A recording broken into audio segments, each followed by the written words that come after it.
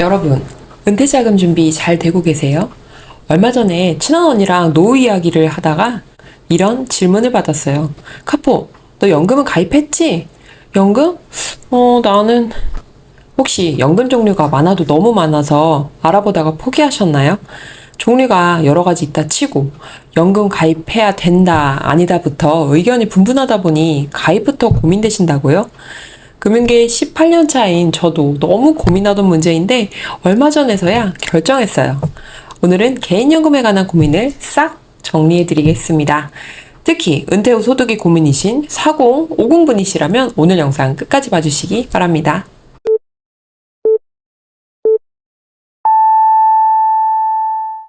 안녕하세요. 부자 되는 길을 콕 집어드리는 핑코치 다카포입니다. 지난 시간에는 은퇴 후 소득에 대해 말씀드렸습니다. 월급의 일부를 자본소득으로 바꿔가는 것을 차근차근 준비해 보시라고 했는데 시작하셨을까요? 아직 지난 영상 보기 전이시라면 상단에 링크 참고 부탁드립니다. 다카포님, 5년 계획도 좋고 은퇴 후 소득 계획을 세우는 것도 좋다는 거 다 알겠는데 실질적으로 어떻게 해야 할지 모르겠어요 하시는 분들을 위해 오늘 영상 준비했습니다. 은퇴 후 소득은 크게 노동소득과 자동소득으로 나눌 수 있고 자동소득에는 크게 사업을 통한 소득, 자산을 통해 들어오는 월세, 배당금, 그리고 연금을 생각해 볼 수 있다고 말씀드렸습니다. 오늘은 그 중에서 누구나 쉽게 접근할 수 있는 연금을 주제로 말씀드려 보려고 합니다. 이야기를 시작하기 앞서 질문 하나 드려볼게요. 연금 꼭 준비해야 하는 것일까요? 사실 제 생각은 얼마 전까지만 해도 아니다 였습니다. 내 집 마련을 목표로 공부하고 임장 다니면서 부동산의 가치에 눈을 떴거든요. 유명한 강사분들이나 투자 선배님들을 보면 연금에 돈을 묶느니 그 돈을 가져다가 레버리지를 일으켜서 부동산을 투자로 시세 차익을 벌어 은퇴 후 자금으로 쓰는 게 좋겠다고 판단했어요. 특히 개인연금의 경우 연말정산 목적으로 가입하시는 분들이 많았는데 조삼모사라고 생각했습니다. 당장에는 소득공제로 불입한 금액의 일부를 돌려주지만 나중에 연금을 수령할 때는 세율이 3.3%, 많게는 5.5% 정도로 낮아 보이지만 투자 수익이 아닌 연금 전체에 대해 세금을 내야 하니 연금이 더 유리한지 불투명해 보였거든요. 제가 보험회사에서 대부분의 경력을 쌓았는데 입사하고 몇 년 안 돼서 연금 수령액의 범위가 바뀐다는 정책 예고가 발표돼 회사가 발칵 뒤집혔던 기억이 있습니다. 옆에서 겪어보니 더더욱 개인연금은 변수가 너무 많이 있는 위험한 노후 준비 옵션이라는 생각이 들더라고요. 이런 제가 40이 넘어서야 연금을 고민하게 된 이유는 바로 제 투자 성향 때문이었습니다. 지식적으로는 당장의 투자금을 연금에 넣어두느니 집채수 들여서 은퇴 후 자금은 물론 이른 시기에 완벽한 은퇴를 하고 싶었습니다. 그런데 그 투자를 실행해야 하는 저 자체의 성향이 이슈가 되더라고요. 제가 하려는 투자가 법적 문제가 없는지를 따지고 드니 저 자신을 설득하는 것부터 쉽지 않았습니다. 거기에 부동산 관련 정책이 손바닥 뒤집듯 자주 바뀌기 시작하니 따라가기가 너무 어렵더라고요. 우리 가족 편히 누울 집 한 채 겨우 마련해 놓고 나니 투자 공부에 대한 열기도 조금 식기도 했습니다.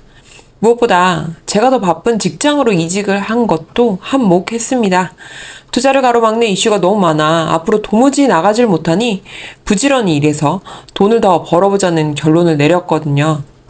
투자는 언제든 다시 해볼 수 있으니 회사 안에 있을 때 배울 수 있는 것들을 더 배우고 경험한 뒤 은퇴해도 늦지 않는다는 결론을 내리게 됐던 겁니다. 이렇다 보니 엄마가 되고 난 후 은퇴 준비한 게 분양권 투자 정도가 있더라고요. 투자서 읽고 강의 듣고서 한 계산은 매년 한두 채의 집을 추가로 사서 순자산은 수십억 가진 부자가 되는 거였는데 기대치에 훨씬 못 미쳤죠.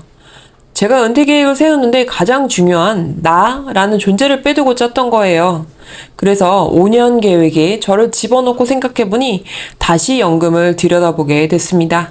당장 5년 뒤까지는 일을 한다고 해도 노후 준비는 지금부터 천천히 조금씩 해두는 게 여러 면에서 마음이 편하겠다는 결론을 내렸거든요.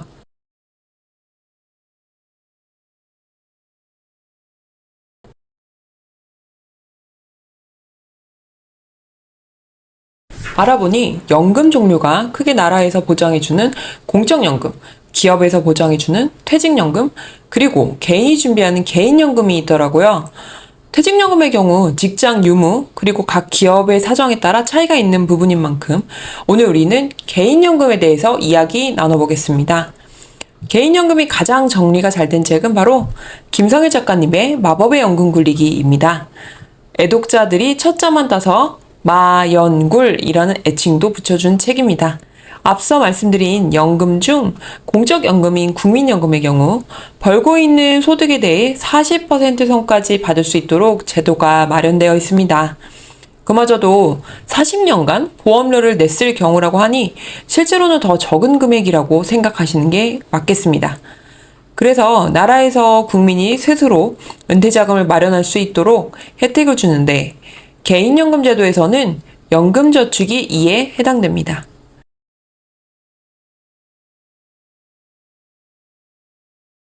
연금저축을 하면 최대 600만 원 납입액에 대해 총급여 5,500만 원 이하인 경우는 16.5%인 99만 원을, 5,500만 원을 초과하게 되면 13.2%인 79만 2천 원을 최대 금액으로 하여 연말정산 시 세액을 공제해 줍니다.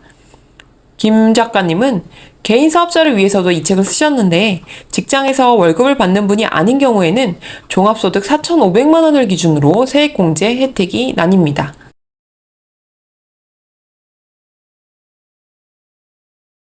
이 연금저축은 크게 연금저축 신탁, 연금저축 보험, 연금저축 펀드로 나뉩니다.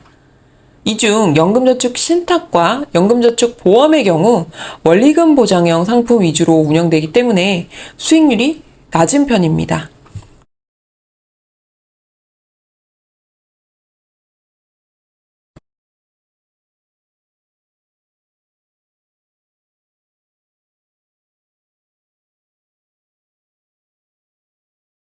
그래프로 보셨듯이 보험과 신탁은 은행의 예적금 이자율보다 수익률이 낮은데 이렇게 되면 안정적인 노후 준비에서 멀어질 수밖에 없게 되겠죠.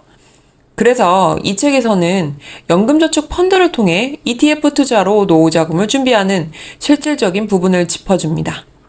연금저축 펀드는 증권사를 통해 개설하실 수 있는데 당장 보기에는 수수료 혜택을 가장 많이 주는 곳이 좋아 보이지만 펀드 유지 기간을 고려해 혜택이 종료된 후에 수수료까지 고려하여 정하시는 것이 좋습니다. 노후 자금 준비하면 ISA 계좌도 뗄래야 떼어놓을 수 없는 관계이죠. ISA 계좌는 연금저축처럼 55세까지 유지해야 하는 제약에서 자유로운 반면 이익의 최소 한도를 넘는 경우 분리과세를 하고 있습니다. 이런 절세 혜택을 받고 만기 해지 후 연금계좌로 옮기면 연간 납입 한도보다 더 큰 금액을 연금저축에 예치할 수도 있고요. 다음에 ISA 계좌에 대해서도 조금 더 자세히 이야기해 드릴게요. 연금저축 펀드를 계획하실 때 가장 주의하실 점은 노후 준비를 위해 오늘의 삶에 큰 영향을 받을 정도가 되면 안 된다는 것입니다. 물론 소득공제를 받고 노후 준비까지 된다면 금상첨화겠죠. 연금저축 펀드를 55세까지 유지하고 연금을 수령하게 되면 3.3%에서 5.5%의 적은 세율로 세금을 내게 되는데요. 만약 그렇지 못하고 중간에 해지하는 경우 투자이익뿐 아니라 원금을 포함한 금액이 16.5% 금액을 다시 토해내셔야 합니다. 이렇게 되면 받았던 세액공제 혜택보다 무조건 큰 금액이 되죠. 제가 사실 이 부분이 자신이 없어 시작하지를 못했던 거거든요. 그래서 매월 불입하실 때 최대의 세액공제에만 초점을 두시기보다 우리 가게 수익과 지출을 고려해서 부담은 줄이고 오래 유지할 수 있는 금액 크기로 해 나가셔야 합니다. 직장인 연말정산 가성비만 찾다가 나중에 돌려받은 세금을 다시 토해내는 일이 생기지 않도록 미리 자금 계획을 잘 세우는 것이 정말 중요합니다. 여러분 어떠셨나요? 오늘은 은퇴 이후 특히 노후 준비에 있어서 개인연금인 연금저축에 대해 이야기를 드렸습니다. 가장 중요한 것은 연금을 최소한의 장치로 이용할지 노후소득의 대부분으로 할지는 개인의 성향, 특히 투자 성향을 고려해서 결정해야 한다는 것입니다. 그리고 이 모든 것은 내가 어떤 사람인지와 깊이 연결되는 이야기가 되겠지요. 오늘 제 이야기를 들으시고 은퇴 준비, 그리고 노후 준비에 조금이라도 힌트를 얻으셨기를 바라겠습니다.